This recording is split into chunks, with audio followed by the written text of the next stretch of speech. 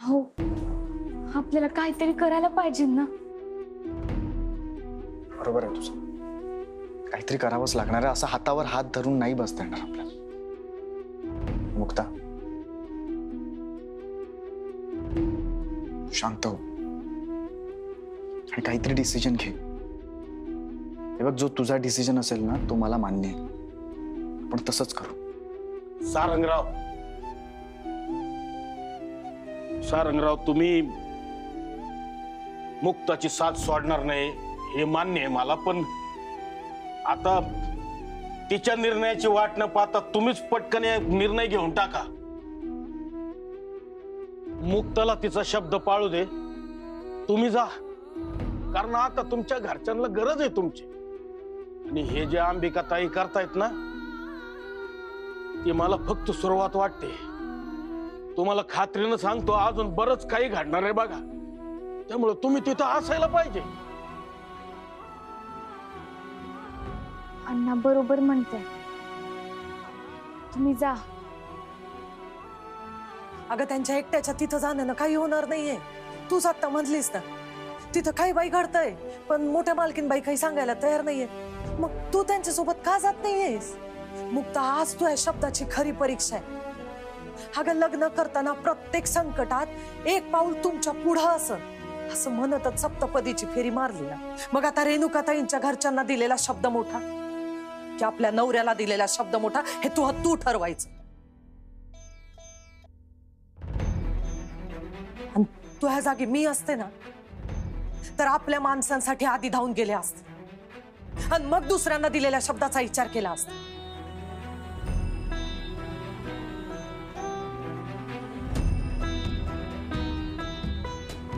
आई, मी हात जोडते. अशा धर्मसंकटात नको टाकू ग. अगं मी काय तुझी दुश्मन आहे का? तुला चुकीचा सल्ला नाही देणार. आजवर जावई बापू कायम तुझ्या पाठीशी उभी राहिली आणि आता येळ आले तू त्यांच्या पाठीशी उभं राहायची. मी काय म्हणते त्याचा नीट विचार कर.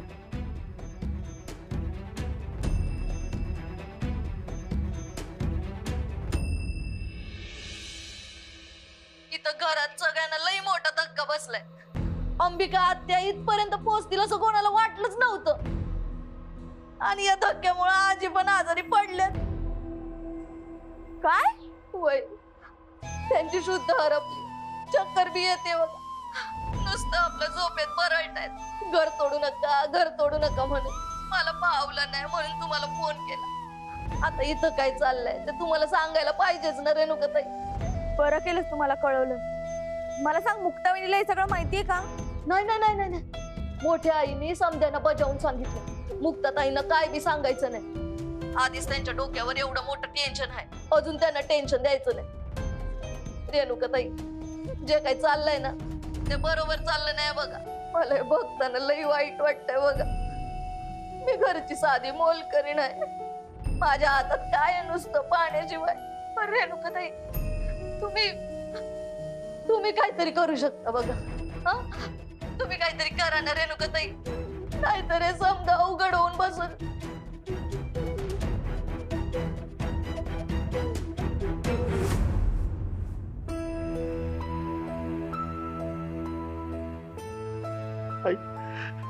तुझा सख्खा मुलगा असूनही मी तुझ्यासाठी काहीच करू शकलो नाही ग. आता घरात हे जे काही घडते हे सगळं चुकीचं आहे. हे तुला अजिबात पाहवत नाही. हे सगळं पाहताना तुला किती त्रास होतोय, तरी सुद्धा मी काही करू शकत नाही.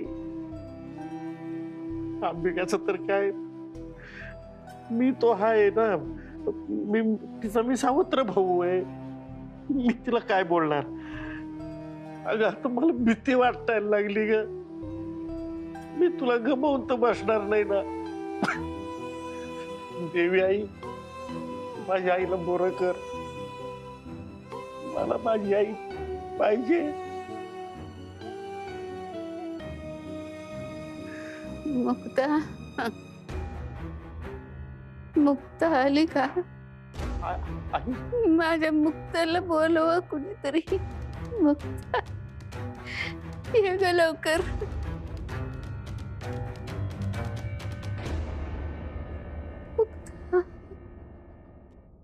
दादा अरे आई बघ ना, सारखं मुक्ता कुठे आहे, मुक्ताला बोलो, मुक्ता आली का, असंच काहीतरी बोलते रे ती, सारखं मुक्ताची आठवण काढते.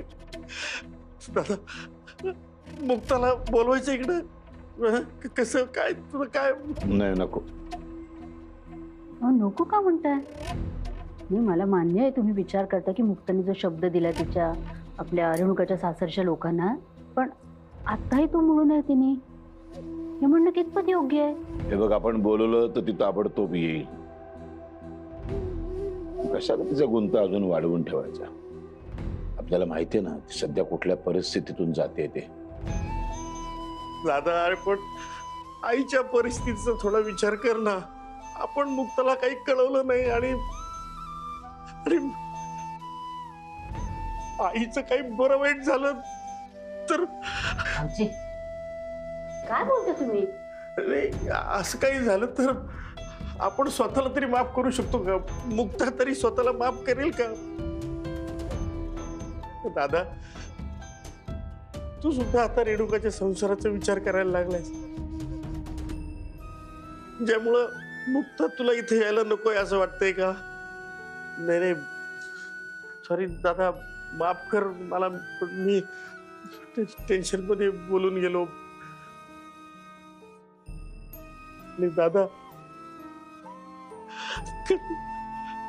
मला मुक्ताला भेटायचंय, अशी जर आईची शेवटची इच्छा असेल तर?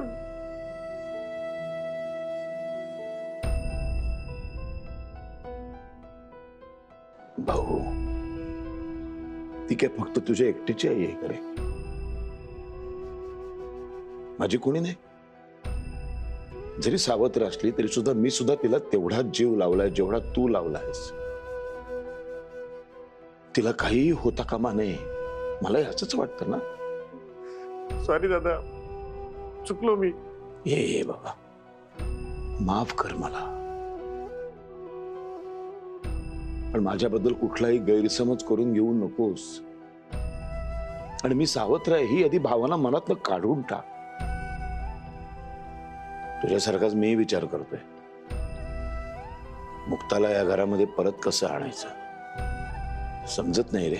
इकडे अंबिका अशी वागते, तिला ताळ्यावर कसं आणायचं, मुक्ताला घरी कसं आणायचं, सगळ्या संभ्रमात आहे मी.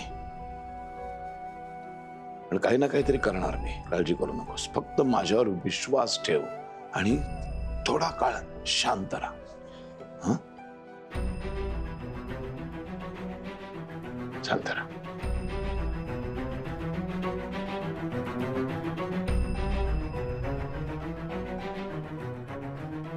ठीक आहे, येतो मी. तिकडची परिस्थिती कळवतो तुम्हाला.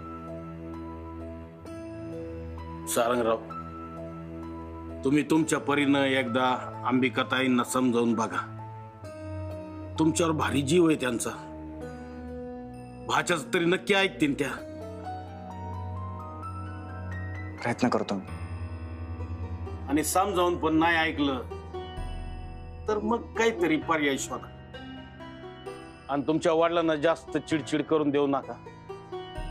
रागात गोष्टी अजून बिघडतात.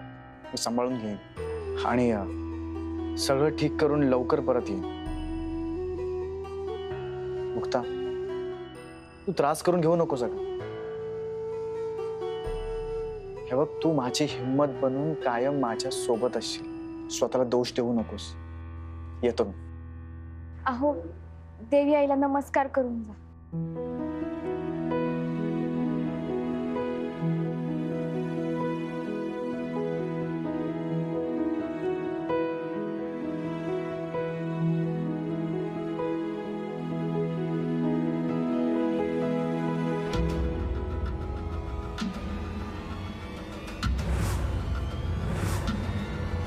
रेणुका,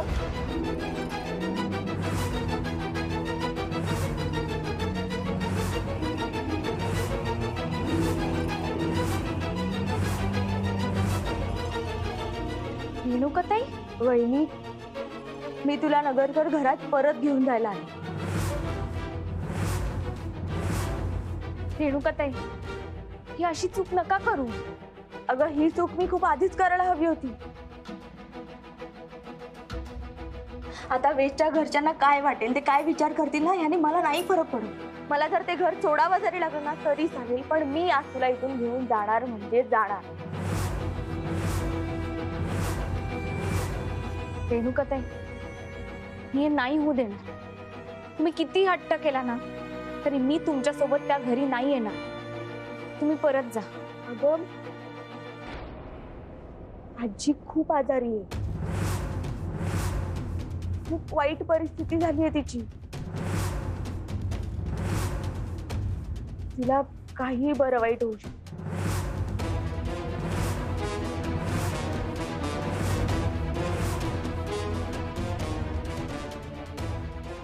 काय बोलताय तुम्ही? खरं तेच सांग. शुद्ध नाहीये तिला, आणि या अवस्थेतही ती सारखं तुझंच नाव घेते. मुक्ता कुठे? मुक्ता आली का? माझ्या मुक्ताला बोलवा.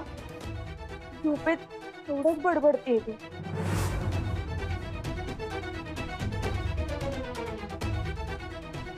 मला याबद्दल कोणीच का नाही सांगितलं? कारण तुला कळू द्यायचं नाही असं दादांनी सगळ्यांना बजावून सांगितलं.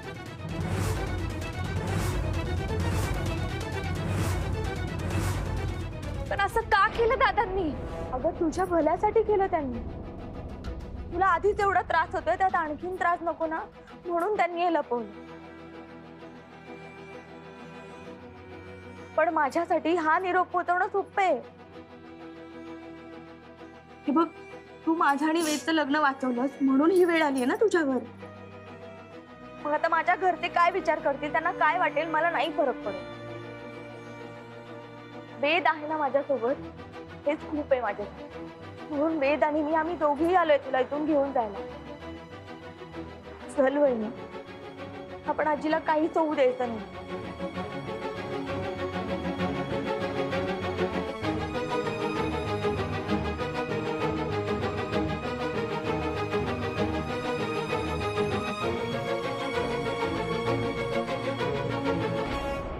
मला आजींना भेटायचंय. मी घरी येते.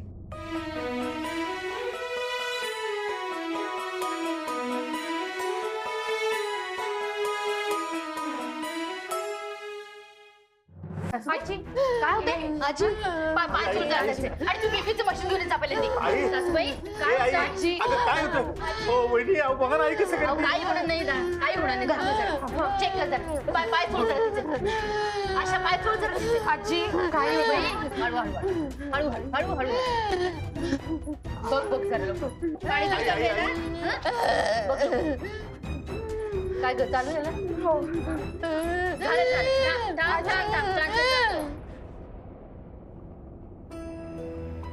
चल ना, का थांबलीस? काय झालं? मी घरी गेले तर तुमच्या सासू सासऱ्यांना नक्की समजणार, आणि ते शांत नाही बसणार. काही ना काहीतरी नक्की करतील.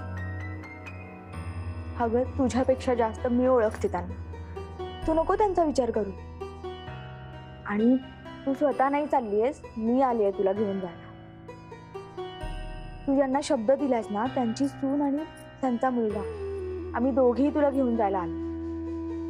आणि आपलं कोणीतरी असं जीवन मरणाच्या उंबरठ्यावर उभं असेल ना, तर कसलाच विचार करायचा ना. चल. आणि मुक्ताताई, तुम्ही दोघंही आमच्या घरच्यांचा विचार नका करू. खरंच आम्ही दोघं नीट हँडल करू. आणि उद्या काय घडणार आहे ह्यापेक्षा आत्ता काय घडतंय हे जास्त महत्वाचं आहे. चल, आजी खूप आठवण काढत असेल तुझी.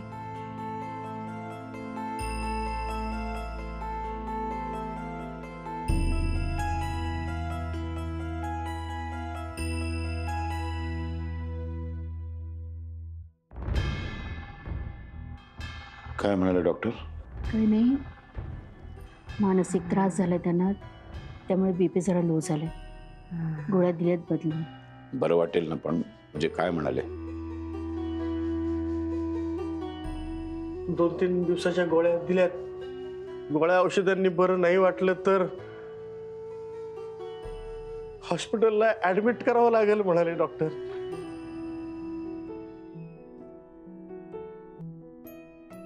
सगळंच्या सगळं ना त्या अंबिकामुळे झालेलं आहे. युसलेस बाई.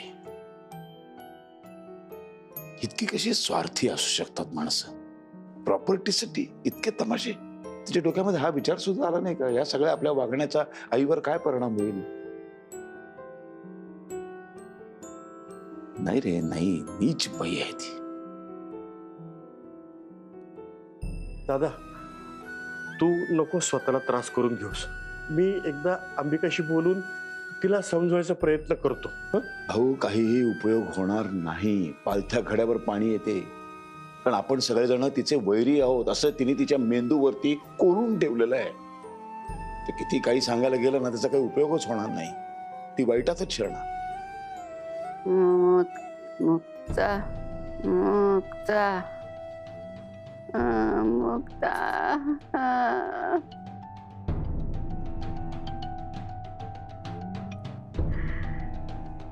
मुक्ता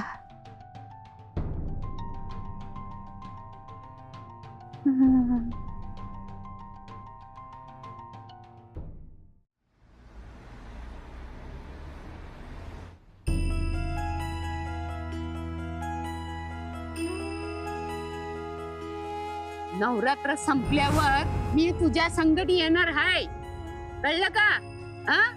आणि तू मला शेवटपर्यंत सांभाळणार आहेस असं मगाशी म्हणाली होतीस.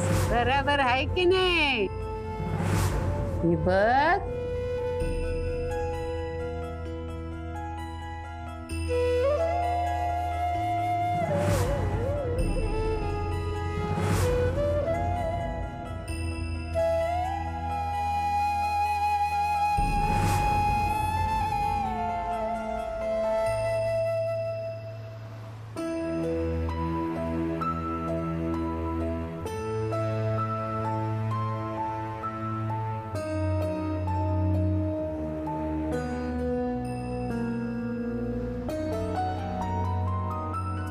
वहिनी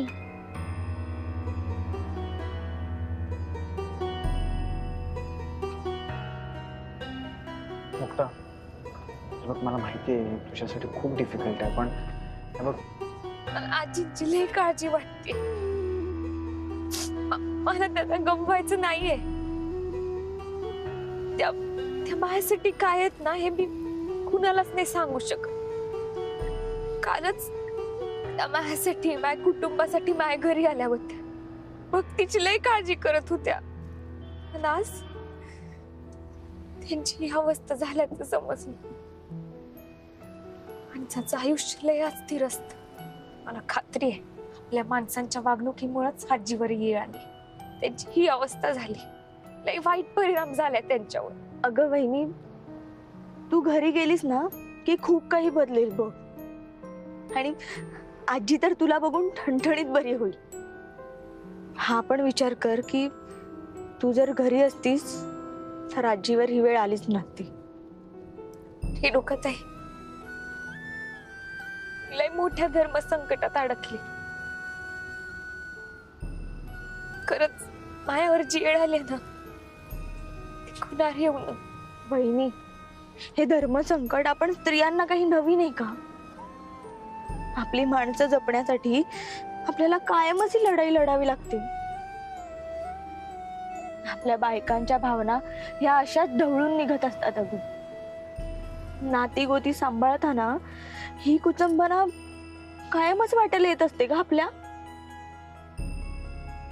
आपल्या वाट्याला आलेला प्रत्येक त्रास आपल्याला फेस करता आला पाहिजे. नाहीतर सहनशीलतेच्या नावाखाली आपल्याला हा समाज जी काही थोडीफार इज्जत देतोय ना तीही देणार नाही. आणि असले प्रसंग फेस करणं हा शाप नाही तर आशीर्वाद आहे. आणि हे तर मी तुझ्याकडूनच शिकले ना.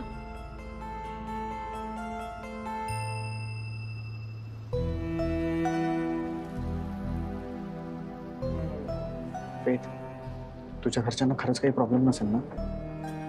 नाही मला माहिती आहे तू सगळं मॅनेज करशील. पण मला आणि मुक्ताला तुमचीच खूप काळजी वाटते यार. दादा खरंच तू नको टेन्शन घेऊस. आणि मी तुम्ही दोघंही, मी करेन सगळे मॅनेज. हा दादा, आता माझ्या घरच्यांपेक्षा आजी महत्वाची. So don't worry.